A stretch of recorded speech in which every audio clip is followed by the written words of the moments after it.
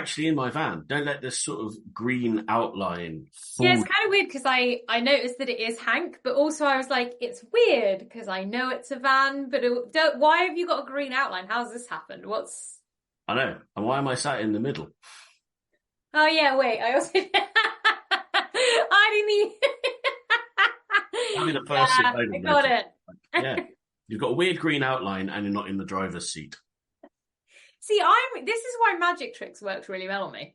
Because I never try and look for I don't try and look for the trick. I just enjoy the magic. Yeah. I'm brilliant. I love Disney Pixar. I just enjoy the magic. Enjoy the magic. Or I don't have to be in my van. I could be on the Millennium Falcon. Yeah, I kind of think your van is cooler. Because you can't really take the Millennium Falcon camping, can you? Well, no. It's actually less practical. No, not there. That's not you. Not Star Destroyer? Nah. Me and the Breakfast Club. Perfect. It's great because you're sat in the middle of them. That's perfect. It's also great because you don't even know who these people are. No, but it's a great setup. And I know of the Breakfast Club. I'm just so young and youthful. I've not seen it. Should I watch it? Should you watch the Breakfast Club? Yes. It's like... Yeah. Is it a good, what? I don't even know what genre of film it is. What genre of film it is? It is, well, it's actually a Brat Pack film. You won't know. I don't know what I mean. Directed by a guy called John Huston, who has done amazing movies. Have you seen Home Alone, right? Have you seen Home Alone?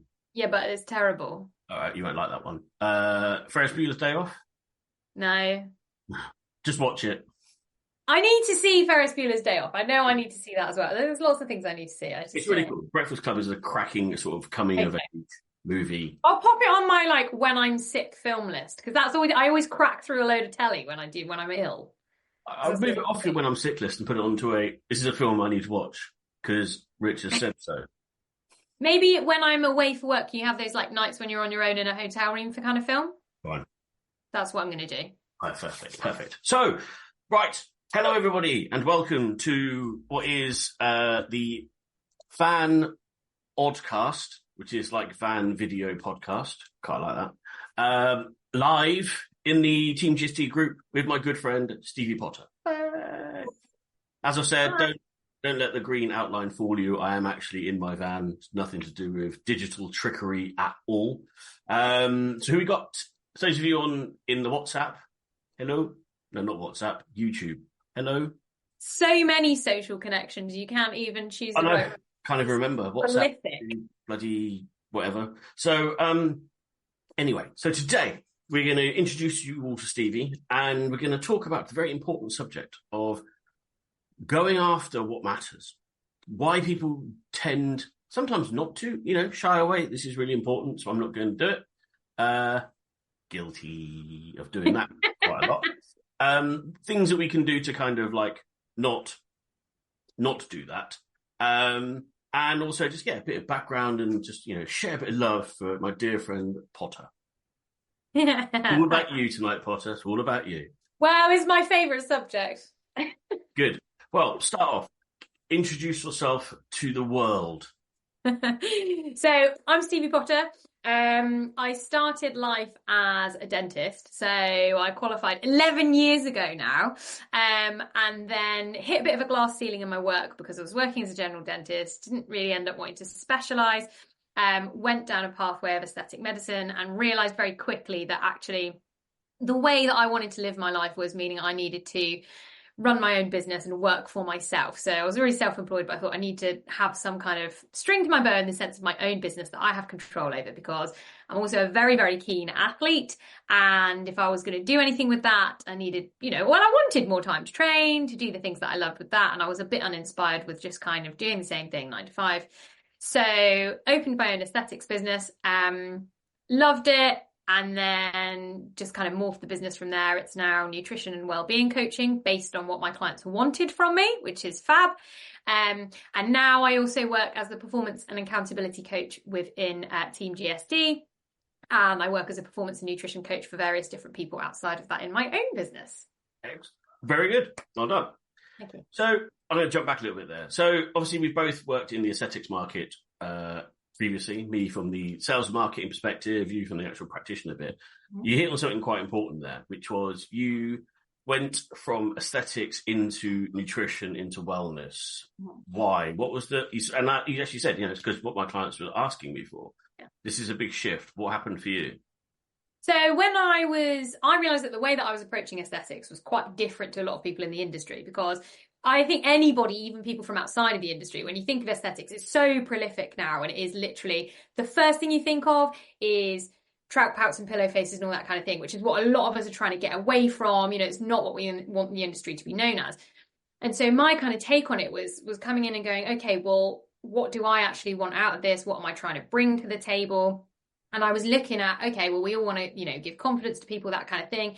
And alongside the treatments that I was giving to people, it was based around, okay, skin health and what can I do to improve my skin that isn't a treatment with you? And then it was conversations around, like, well, how do you look after yourself being a really busy person? So you're running a business, you're working in the business of somebody else as a freelancer as well. You're doing all this sport around there. So you've got to keep yourself in tip-top physical condition. Mentally, you've got to get through that. Like, how are you physically doing that?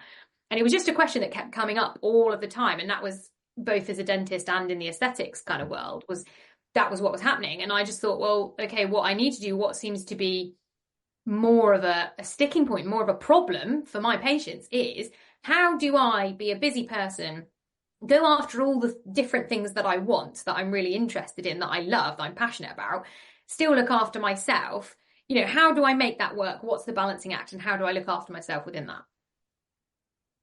You've got, I suppose, an interesting perspective on it all, because you kind of sit at a weird little triangle where, as a dentist, you kind of see what people put in their bodies, the actual, the oral health aspect of it. From the aesthetic side of things, you learn about what the kind of, impacts them physically, not just obviously skin health, but lines, wrinkles, premature aging and all of that.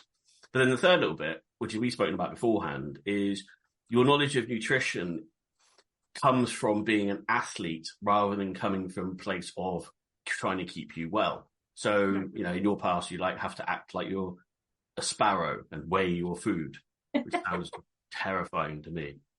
Don't want to weigh. So that's given you a kind of a unique insight into it all, I think. And now you've kind of moved that into helping other people achieve what they want to achieve. What are the kind of blocks that you see more common than others, for people who are watching, maybe starting their own business, and they run into something that kind of stops them in their tracks? From your perspective, what do you see?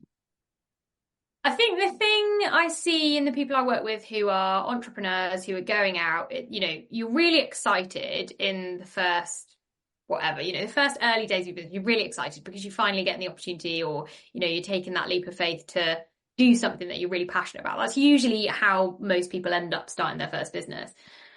The thing that then gets in the way is, okay, I've got tons and tons of energy and passion at the beginning, and then you very quickly realize that you can't run a business on that. You can't run a business on energy. Like that would be lovely. I would have the most successful business in the world if it was based on just my passion and energy. But you kind of soon realize that there's a lot of boring stuff that you have to do alongside it. So there are things that can drain you of that energy and passion if you're not approaching that in the right way. And the other thing is the time element, I think, is really important in the beginning, because for most people, you haven't got tons of money. You've got bags of energy, but you don't have tons of time, because you might be doing this kind of business as a bit of a side hustle. So you might have another job that you're working on. You've probably got a family that you're working for because you're trying to put food on the table for them and provide a better life for them, and also for yourself. And outside of that, you still want to go and be yourself and have your own hobbies and your own other interests outside of that, because we all know it's really important for most of us to have a little switch off and have a break from that. So I think it's those two elements. It's juggling all of the things, spinning all the plates and learning how to do that. And it's also getting through that kind of, okay, what happens when the passion runs out? And also, how do I stop that? How do I maintain the momentum and the energy and keep that going? That's, two very broad, different sort of philosophies. So, like David Goggins, who I am a fan of, right? His philosophy is, well, you don't stop. Yeah, kind of get that. But most people aren't built that way. So at some point, the enthusiasm drops, the energy drops, and you've got to find it to keep it going. And I always look at that as the difference between motivation and discipline. You know, motivation gets you going, discipline keeps you going, which is very, very hard. So as a disciplined individual, one of the most disciplined individuals I have ever met, because you need to be an athlete, right? You can't be an athlete and not be disciplined. Yeah, sure. Yeah. Shamefully disciplined. You make people at me just like feel like, it's like, oh, I'm just a mortal, you know. Well, it's that thing of people say, oh, there's something wrong with you if you turn down a social occasion for exercise. And I don't think that there's anything wrong with that. That's the thing. It's, I look at that as going, I don't even see it as a sacrifice. I see it as a choice. It's going that, the goal was, when it was world champs, the goal was that. And I was totally open about the fact that I would rather go out on my bike, do something, than I would go and drain my social battery and spend time doing that, because I would just be thinking I want to be doing something else. And I don't see that as a problem because I had a goal. I think it's different if it's just exercise. There's a whole other bunch of psychological things where it is a problem. But if it's goal orientated, I don't think there's anything wrong with that. And that's the thing. That is it, isn't it? It's having and maintaining, having sight of the goal continually, eyes on the prize. And people can be glib and say that, if you stray from the path, your goal's not big enough. I don't really agree with that. I think if you change your mind, it's okay to do that. I don't think enough people. Yeah, and not enough people do that because circumstances change, and sometimes you do something and it is genuinely that you're like, no, that was a really stupid idea. I need to not do that again. And then what are you going to do? Just carry on down that path because everyone told you shouldn't quit and it's stupid. We give a real well example of this is the Spartan, the obstacle racing. Mm-hmm. So for those of you watching don't know what Spartan is, it's like Tough Mudder, but harder for harder people. And there are 3 different distances, whereas your 5K, your 10K and your 20K. And in that, basically you got to run a bit, climb over stuff, pull stuff. It's quite, it's challenging. And I set myself a goal of doing the trifecta, which is all 3 of those different distances in 1 year. And start in the middle, because 20 was a bit hard, 5 too easy. Started in the middle. And after that 10K, I decided that I wasn't going to do it anymore for a perfectly reasonable reason. It really fucking hurt. And your knees were going to pop out. I had to accept that my knees, I just couldn't. It's the training and the race. I couldn't do it. And not only because I couldn't do it, it had a negative impact on all of the other things that I was doing. So like actually walking, existing, not being in pain. So I had to take that decision that actually the goal I set myself was not the right one for me. Better goal actually was carry on doing karate and go and get my black belt. So I do think there's definitely something in it, and people allowing themselves to literally, not just live in denial, but if there are real reasons why that you shouldn't keep going after this particular goal, just have the bravery to allow yourself to say, you know what, I'd love to have done it, but it's just not going to work. Yeah. Yeah. Or smash yourself to bits. Go for it anyway. Because some people do that, right? Yeah, and when I think in, athleticism is something I go back to all the time because that's my real background, that's my real driver, that's how I get, everything I apply. How would I do this if it was sport? How would I do it if it were a race? Because that's what I know, and that's how I know is repeated success time after time. If you look at some of the most successful athletes in the world, a lot of them have very, very traumatic pasts, and that is what helps them to just bulldoze through. But they're also the people that they're doing that for a living, they're doing it for very short-term success, and they have to have a plan for later down the line. For a lot of us as well, the same applies in business. If you look at a lot of people who are where they are, and they look like they're doing really well, and business was great, I made multi-millions out of this, da, da, da. It's because they've come from a very difficult place. And so it changes their mindset that when it's difficult, they actually thrive in that. For a lot of us, it's okay to sit there and go, do you know what? I don't have the drive that I want to work 7 days a week and have a multi-million-dollar corporation. And most people come into business and think the only way I can be successful at business is that I should aim for a multi-million-dollar company. But how many people are out there just going, actually, I just want to run a shop, or I want to sell my artwork, or I want to, run this business because I want the flexibility to be with my family, or I want to monetize my passion. And, in the world that we live in now, more and more people are trying to find other ways to kind of earn money. And actually, it's quite an exciting, there's an element of, it's an exciting way to have a hobby that makes you money. That's exciting.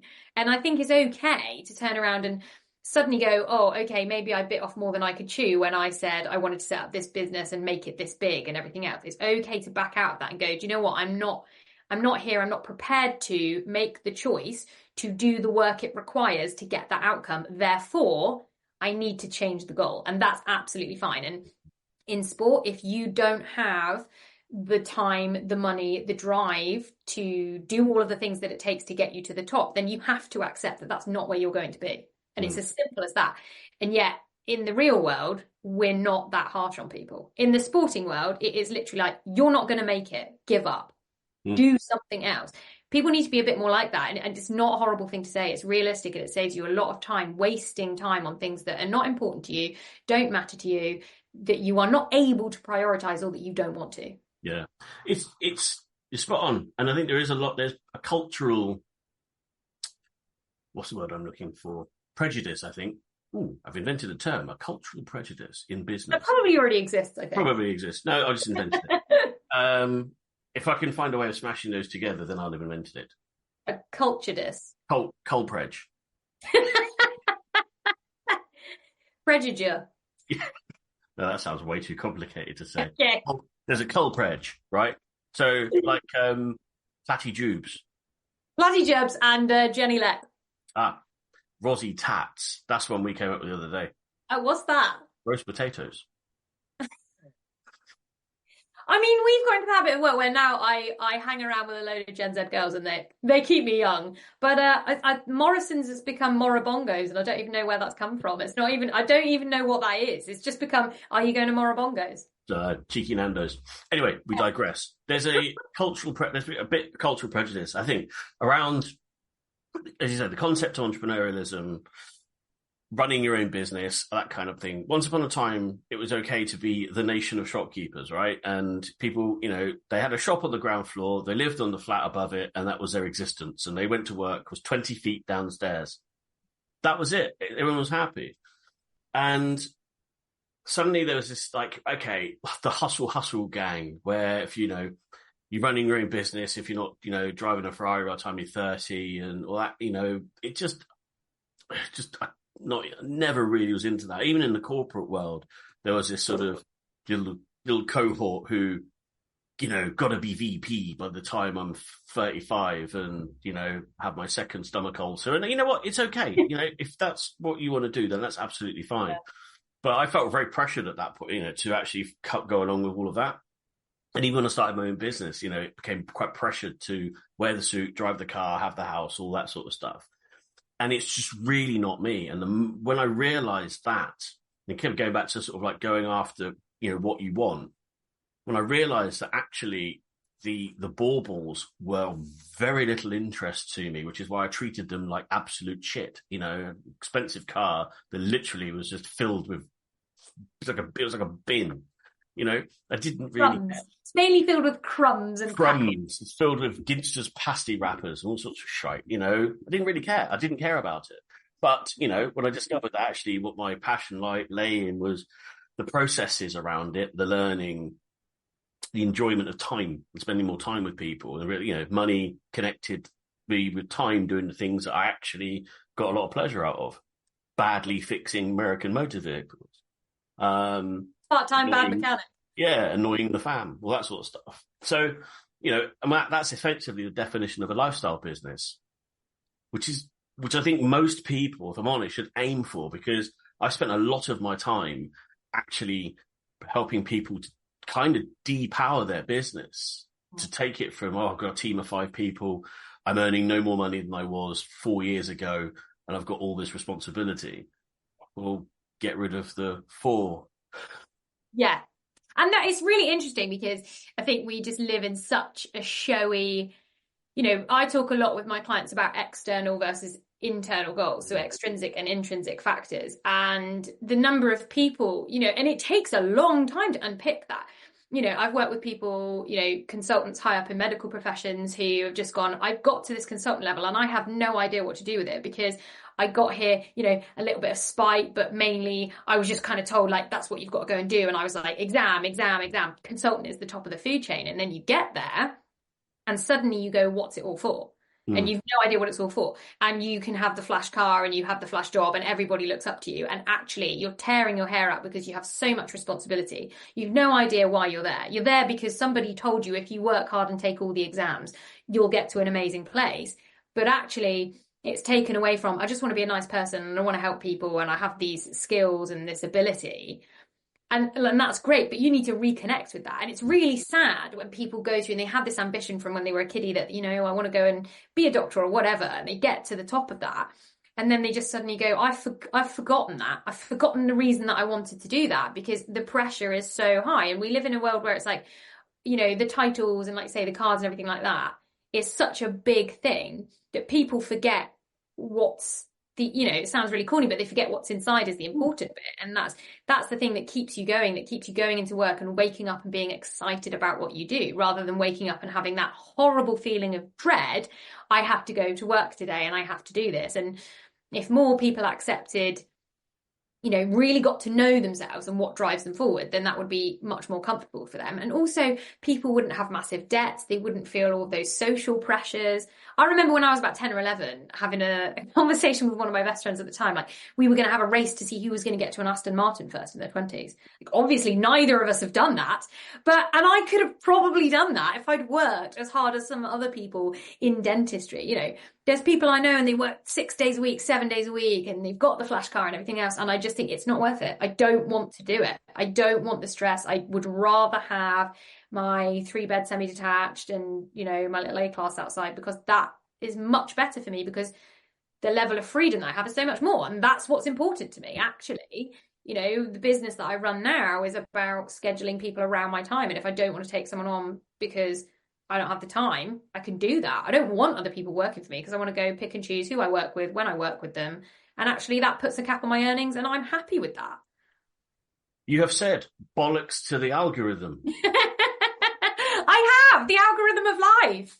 Great. That's part of what, you know, the realization over the last few years is after my, you know, I think, again, sort of, you know, back to the topic of it, you know, getting up, get after what you want. First thing is you really got to understand what it is that you want. And I don't think there's anything wrong, actually, with like going after things like that, like the cars, the house, the kind of, to see, well, I suppose the financial impact it has, you know, actually how much money it costs to own and run these things. Mm-hmm. And then just cut them out. Yeah. You know, there's nothing wrong with all of that. But you've got to realize, you know, I think you have to go that to that part where you just fall out of love. I guess it's probably a West way of saying it, actually. You fall out of love with it and you fall back in love with whatever it is that you want to do. Because I do believe still that most people have a sense of purpose. And once you find that and you really connect with it, I don't think you ever really lose it. You might forget it every now and again, but eventually it comes back because it's part of who you are. It's your core.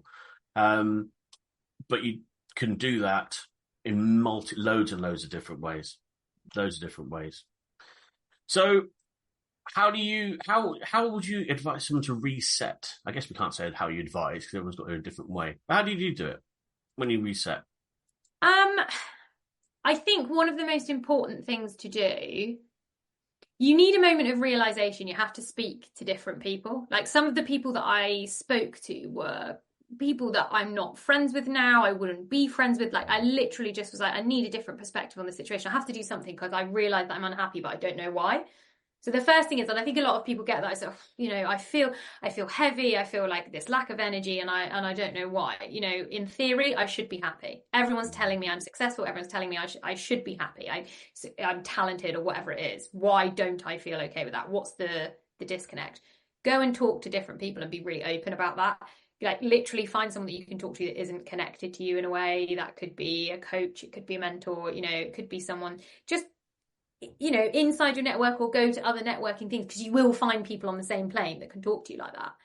And yeah, I think you take a look around you. I think one of the best things people can do is go on holiday. People are like, oh, I'm working really hard, and I've got a business, and I just feel like I'm trying to make money out of this, and I'm poor and I'm stressed and whatever, and I feel like, go on a holiday. Like, you don't have to go anywhere expensive. Like, take a week off. It's one of the most amazing things, and we do a lot of work on this with my clients. This is a brilliant time of year for me, because loads of people have loads of revelations, and I say, when you go on holiday, enjoy your holiday, but when you come back, tell me what you liked about your holiday. Because of course you like the nice weather and everything else, but what did you actually like? And most people, when they really think about it, will be like, I really liked that at 10 a.m. we always went for coffee together and we had quality time together, and and I liked the fact that I saw all these amazing things in nature, and and I really enjoyed time with this person, and what was really important to me was being outdoors, or what was really important to me was going to see all the new art, or to see the new things, or whatever. Right, okay, well, that's really important to you. So when we map out what's important to you, think about those things that lit you up, and then take those little steps. So take that little thing with you. So at 11 a.m, go and have your little coffee, whether that's on your own or with somebody else, because you have those little moments where you go, oh yeah, okay, and you're just reconnecting with yourself. You don't even think about it. And then you start to realize, oh yeah, okay, and then I did this, and I ate this food, and it reminded me of that and how I felt. And a lot of it sounds really woo-woo, but you have to do that, because you have to be like, okay, what actually makes me happy, and do I spend enough time just with myself, getting to know myself? Because if you spent your whole life waiting for other people to tell you what was good and what was bad, and well done for doing this, and you're really successful and you're really talented, it's really easy for your own internal monologue to just disappear.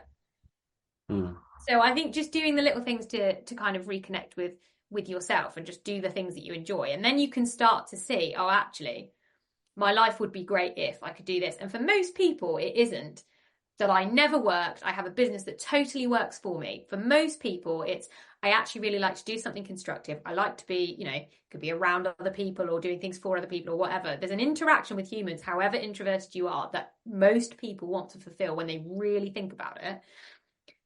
And then I want time to go and do these things that I'm passionate about. And that's usually what it looks like for most people. And I think a lot of people make the mistake of going, so many people go, oh no, I don't want to be around people, and I don't want to do work, and I just want all this time to do nothing, to do no work. But actually what they're saying is, I'm just bored of what I'm doing now, and I don't really know what is important to me. Absolutely. Amen. So, right, we're going to take a break, and here's a little message from our sponsors. Are you tired of the algorithm-driven marketing madness? Do you want to break free and get real results? Then listen up, because I've got something for you. Richard, an award-winning coach, author, and entrepreneur, is on a mission to empower small business owners just like you. At imrcs.com, you'll find unique coaching methodologies and transformative programs are designed to help you achieve success and freedom. Here's what you're going to find: real people, real stories, and real solutions. It's time to crush those obstacles and take your business to the next level. Remember, it's not just about working hard. It's about working smart with the best tools and the best support. So don't wait. Head over to imrcs.com and start your journey to success today. Welcome back. I enjoyed that. Did you enjoy your break? What did you get up to it? So look, we've had a few comments coming through. So Amy said that her social battery dies really quickly as well. Yep. Culty Predge. I love that. It kind of made it sound a bit friendly as well, like Culty Predge. There's a little bit of Culty Predge going on. Yeah, hang on, to put it in a sentence. Oh, look, there's a boomer with some Culty Predge. That's another episode where we'll slate boomers. All the money, all the houses. Cheers, guys. All the pensions. Thanks a lot, guys. So yeah, Tim's not that badly. Tim's my mate in the bikey community. He's a good friend of mine. He clearly approves of my mechanic skills. Thank you very much, Tim. Tim, all I'm saying is, anytime he reports to me about his mechanics things, the last time he was like, I did this, but I made it worse. Yeah. Normally the story I get, I did this, but I made it worse. That's called learning. Not in dentistry, it's not. Well, look, I keep going back to it. 35-year-old van, those 35-year-old van skills they've left the world. They're kept in small places. Now you want to fix your car, you just plug it in to someone. They go, oh, your battery's fucked. That'd be £15,000, please, because it's electric. Kasia, I agree. Inside is the most important thing. Everything we look for comes from there. Absolutely. Straight up. So you're saying that some of the time, this sort of time is a good time to kind of catch yourself and reflect. Mm-hmm. Yeah, I agree. I did that a couple of years ago. Best/worst thing ever. Because when I sat and caught myself, I found it really difficult to get going again. And that's when I realized that basically I had experienced the big word, burnout. Yeah. It took quite a while to get over, but it's all good. But there's a whole load of content on that. I'm not going to dig into all of that because I just want to keep moving forward from here on.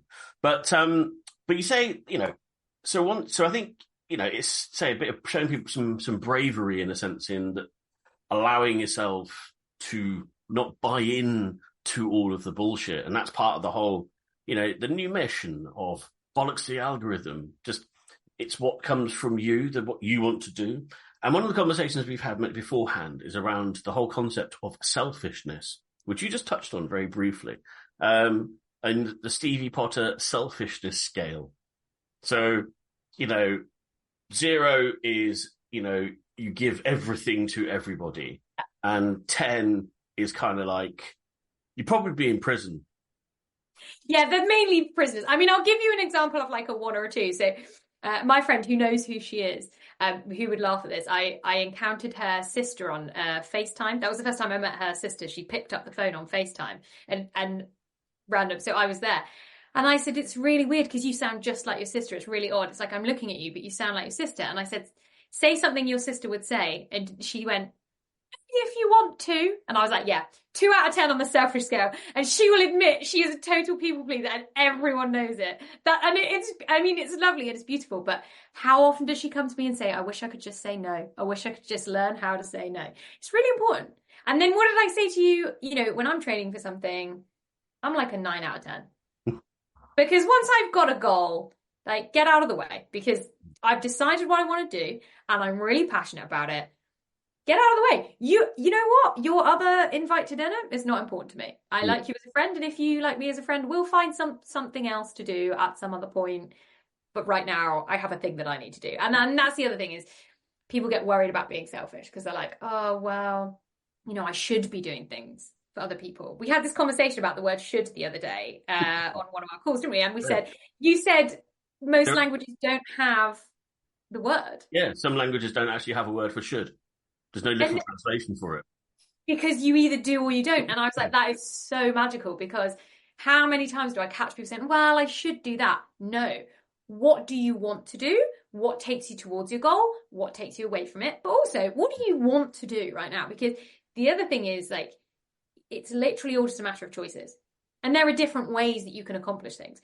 If you say to me, I've got a business and I want to hit X amount of revenue per year, and you say, I want to do it in 10 years, then your timeline looks very different to the person that comes to me and says, I need to do it in 2 years.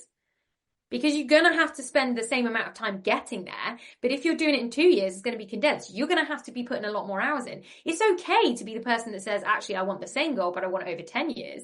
Because I actually have all these other things. What are the parameters of success?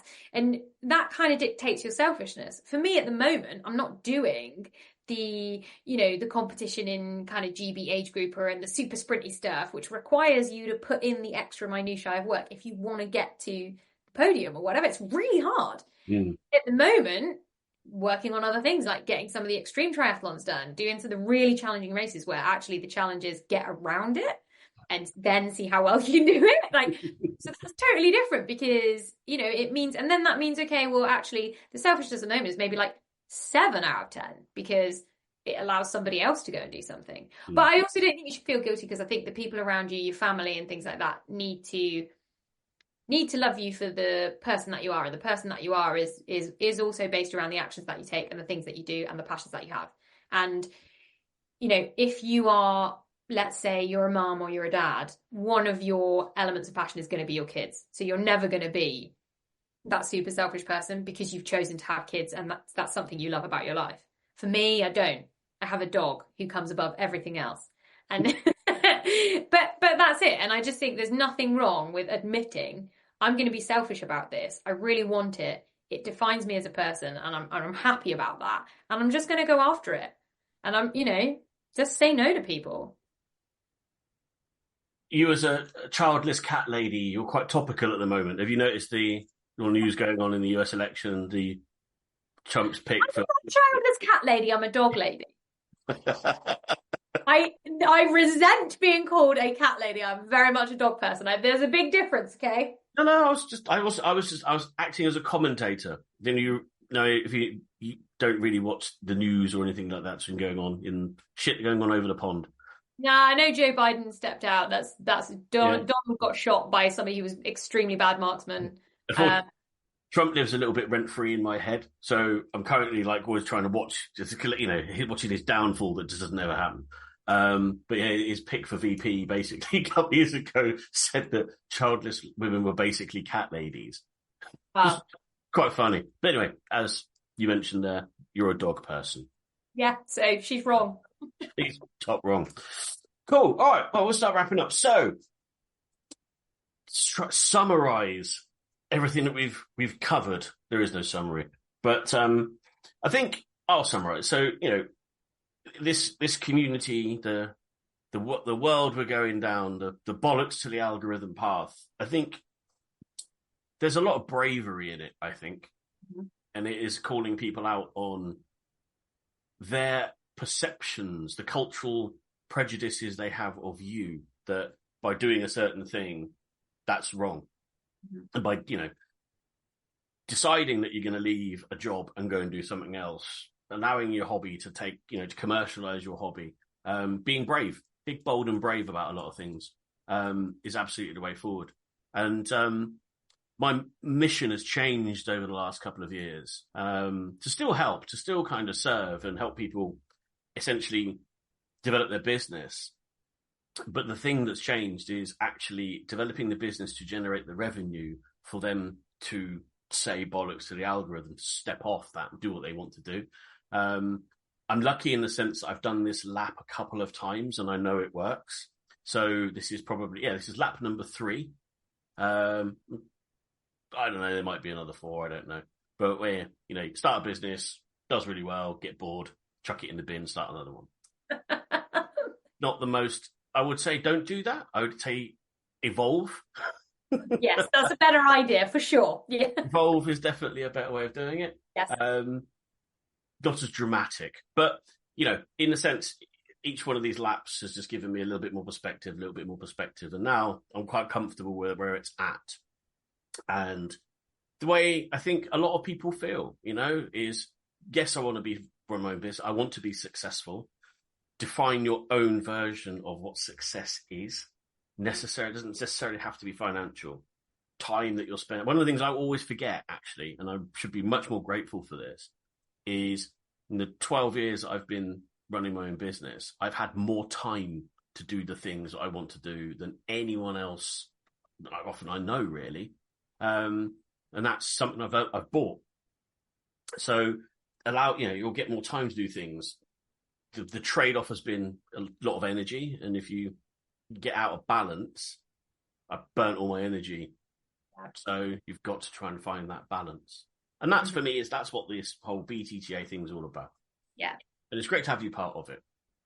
Well, it's nice to be a part of it. I think it's really lovely to be among a whole bunch of people who are just like, I don't really want a Ferrari, but I really want to feel like myself. And I want to know how being myself fits into the rest of the world.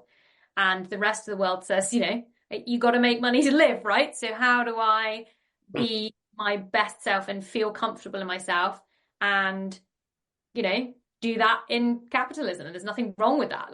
Just go and be yourself and make some money and enjoy it. And then you can live the life that you want to. And it's just a nice, you once you get on that pathway, the momentum is really cool. You can say yes to a lot of things. You can say, and you have a lot more freedom, and you feel so much more confident. And it doesn't matter what car you have on the driveway. You know, maybe that does matter to you, but like if it's not something that's important to you, all of those other worries just go away, and you actually can worry about the stuff that really matters, which is really important. No, it's still, I think those things do still matter. Someone said to me, Rich, your van looks like a piece of shit. I would be quite hurt and offended. There's fighting words. Right, come on. But no one will say that because it's awesome. But no one would say that. Yeah, but it's, for those watching interested, there's a mechanism for that. And I think, we've touched on it is, for me, to go after what you're after from the business point of view, the first thing you've got to do is have a passion for what it is that you're about to do. Actually give a shit. That's the bit that can't teach you. You've got to fall in love with the business and do it for, have a couple of swings at it. If there's certain things that, I'm not really into this, then stop, find something else. Yeah. Find something that lights you up. Find people with a problem that that you can solve, and make sure that there's enough money in it to make it worthwhile. One of the things that really breaks my heart, actually, is around the world of custom motorcycles, and the amount of time and energy that these really, really talented people put into building and creating these motorcycles. But there's no money in it. There's no market. Guys people in the UK just won't spend the money on them. Across the pond, there's a bigger market. Obviously, there's a bit more people and there's more of a cultural kind of connection to them. So, when I was looking at, I could get into the custom bike game, no point. Absolutely no point. Yeah. Not a lot of money in there. I was thinking about doing it, getting guys to build them and sell them. Who are you going to sell them to? You end up selling them to the same people over and over again. Yeah. So things that are cool are kind of difficult to commercialize, but not impossible. So yeah, you have to unfortunately have one of the P's in the game, people, problem, is profit. Yeah. And that's the capital. And also, I think the really important message when we say about, you need to be thinking about how do I do something that I'm passionate about, that sits with my values, that helps me be an authentic person, that makes me money, is one of the important steps for me when working with people, is to say profit isn't a dirty word. Like, money isn't a dirty word. And it is the thing that enables you to continue to grow in confidence and authenticity, because it allows you to relax. And the more you can get out of that horrible worried brain that worries about things that don't matter to you, whatever those things are that you haven't worked out yet, the more time, the more energy you will have, and the more positive energy you will have to really be involved in the things that you love. And the key thing there is money, whether you like it or not. And even if money didn't exist, the trade system would exist. There has to be that fair trade. And you will always do well if you're focusing on the thing that's important to you. But you have to get to know what that is. But you also need to accept that you need to make money, and you need to be rewarded for doing the thing that you're doing for the world. Absolutely. So I was distracted by a comment that Cash has put in. I live in a place next to the biggest motorcycle community in Arizona. So Rich is now planning his holiday to Arizona. Well, I've often wanted to visit my Arizona, and and Cash is amazing. I've known each other for a very long time. We actually were working together in the start of the aesthetic market. Way back. How many years before I was born was that?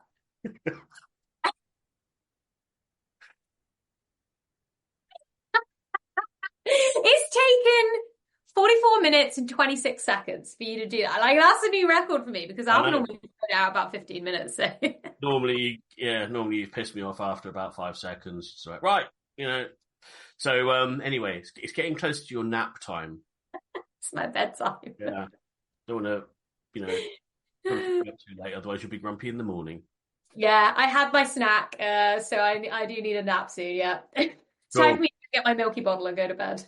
So fantastic, guys! Thank you very much for joining me today. So to the community, to the YouTube guys, the podcast, and the Facebook guys, I love this. I can do one bit of content and it goes out 3 different places. Makes my life so much more simple. Practice what you preach, buddy. You do. Makes my life much more better. I want to hear from you guys. There's a lot of talented people in this world, in this group. And we are here to help you, regardless of what it is you want to do. So lean into it. The group will evolve. It will bubble. If you think there are people out there who get benefit from this, throw them in. It's taken a little bit of time to get it up and running, but we're moving now. I'll be back next Thursday. I think I might be next Thursday. I'm off to hook up next weekend. It's the oh my god, look, little excited Hulk hands. I know, Hulk hands. It's the hook up chopper show in Wales next weekend. So hopefully my van will get there. It will get there. That's always the most exciting part for Richard, when he goes on a journey. Which vintage vehicle is he taking, and will it make it? Do you know what? It's funny, when I drive the posh car, the Shogun, I drive without a sense of anxiety. Yeah. There's something it's not right. It's just not right. I need to be driving thinking, it's like, what's that noise? I think we have some work to do on your reptilian mind. It's just a life. Anyway, right. So, guys, Stevie, thank you very much. TeamGSD, thank you very much. I will catch up with you all guys over the next few weeks, days, whatever. Take care of yourselves and lean in. If anybody wants to join me on a Data 8, I am totally happy to interview new and amazing people. Find out a little about what you're doing, put you out, hope you get out there to the world. And let's all move forward together. And one of these days, I'm actually going to be in the van when I do this. In an actual seat, not just like on that break. Yeah, cold in the middle of nowhere, probably. Right. Take care, guys. See you soon.